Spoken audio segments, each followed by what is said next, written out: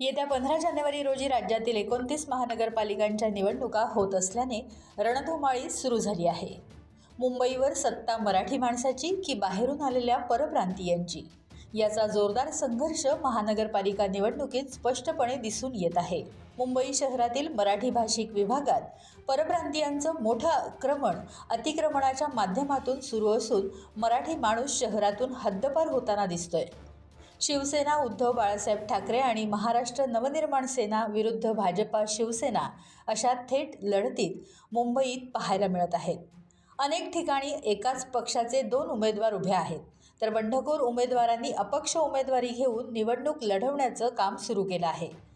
अनेक मराठी भाषिक विभागात हिंदी भाषिक उमेदवार उभे करून मराठी माणसाच्या मतांची विभागणी करण्याचं षडयंत्र सुरू असल्याचं चित्र निवडणुकीतून स्पष्ट होत आहे. गेल्या 8 दिवसापासून जाहीर सभा, रोड शो आणि पदयात्रा सुरू आहेत. घरोघरी मतदारांपर्यंत कार्यकर्ते पोहोचत आहेत. दरम्यान निवडणूक पूर्व 4 दिवस ड्राय डे म्हणून सर्व दारू विक्रीची दुकानं, बार, परमिट रूम, मद्य विक्री केंद्र पूर्णपणे बंद करण्यात येणार आहेत. या काळात राज्यात कुठेही दारू विक्री होणार नाही.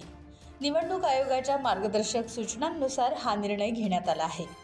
राज्यात मुंबई, पुणे, ठाणे, पिंपरी चिंचवड, नागपूर, छत्रपती शिवाजीनगर, नांदेड, कोल्हापूर, सोलापूर या निवडणुकांचं वातावरण आता तापलं आहे. टाइम्स डिजिटलला लाईक करा, सबस्क्राईब करा, शेअर करा आणि बेल आयकॉन दाबायला विसरू नका. पाहत रहा टाइम्स डिजिटल.